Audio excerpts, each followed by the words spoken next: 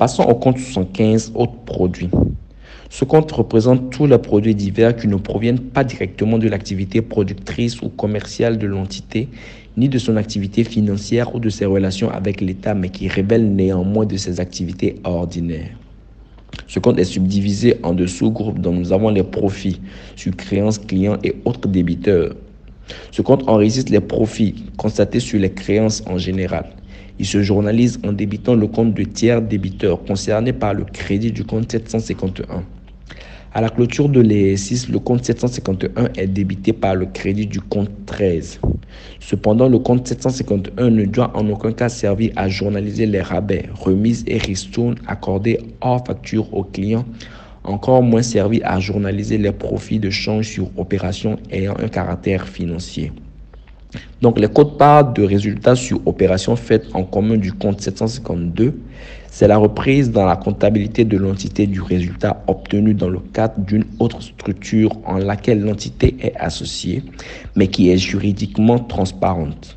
Le compte 752 enregistre pour l'entité non gérante sa participation aux bénéfices, pour l'entité gérante le montant des pertes mises à la charge des associés non gérants.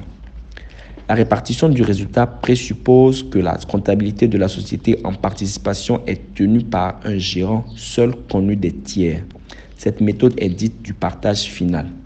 Dans la comptabilité du gérant, la quote-part dans les résultats revenant aux coparticipants sera portée en cas de bénéfice au débit du compte 652 quote-part de résultats sur opérations faites en commun. Donc, en cas de perte, elle est portée au crédit du compte 752 de même intitulé, donc transfert de perte au non-gérant par le crédit ou le débit des comptes courants des intéressés.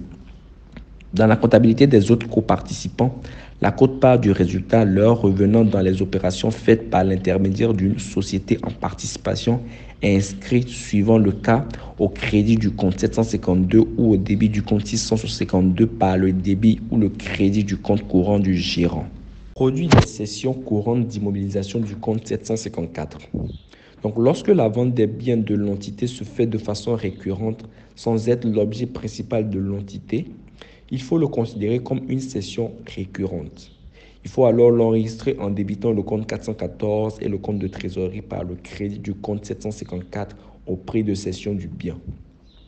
Cette opération doit être enregistrée au jour de la cession. En cas d'enregistrement d'éventuels frais de cession, les frais engagés pour la cession des immobilisations sont enregistrés directement dans le compte 754 et non dans le compte de charge par nature. Il faut alors débiter le compte 754 par le crédit des comptes 414 et le compte de trésorerie. Donc, gain de change sur créance et dette commerciale du compte 756. Ce compte enregistre les profits de change sur créance et dette commerciale. Donc, ces derniers sont enregistrés en résultat d'exploitation au crédit du compte 756. Produits divers du compte 758. Ce compte enregistre l'obtention de dons et de subventions exceptionnelles, mais à titre récurrent. Les rentrées sur créances doivent être imputées au crédit du compte 758 produits divers pour le montant hors taxe et la TVA correspondante imputée au crédit du compte 443 TVA facturé. Donc, par rapport aux indemnités de fonction et aux autres rémunérations d'administrateur du compte 7581, il arrive que l'entreprise soit membre du conseil d'administration et reçoive une rémunération. L'acte uniforme de l'OHADA relatif aux droits des sociétés commerciales et du GIE ne parle plus de jetons de présence qui semblent être remplacés par l'indemnité de fonction. Selon l'article 431, à la réception de cette indemnité, il faut débiter le compte de trésorerie par le crédit du compte 7581. Il faut donc noter que cette rémunération est passible d'une retenue à la source de 16%. La journalisation se présente comme suit. On débite le compte 7581 par le crédit des comptes 4424 et 4621. Puis, lors du règlement, débiter le compte 4492 et celui de trésorerie par le crédit du compte 7581. Indemnité d'assurance reçue du compte 7582.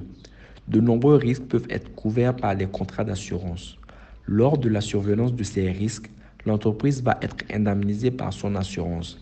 En comptabilité, le produit représenté par la perception d'une indemnité d'assurance doit être constaté dans les comptes dès lors que l'indemnisation est certaine dans son principe et que son montant peut être estimé de façon fiable.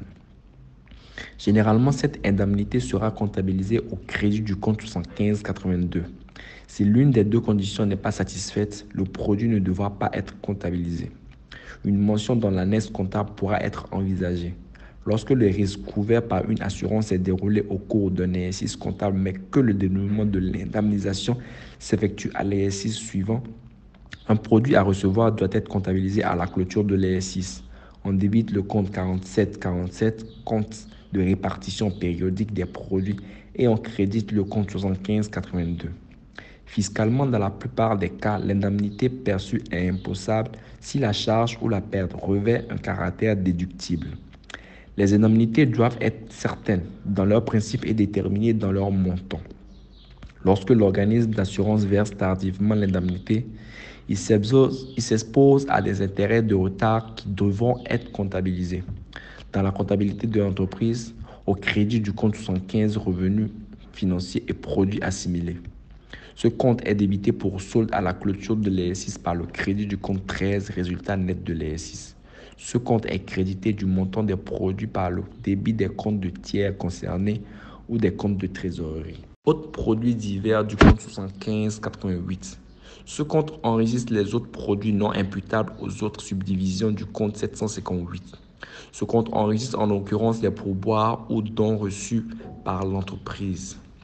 Donc, on peut insérer dans cette partie du compte 758 les rentrées sur créances amorties.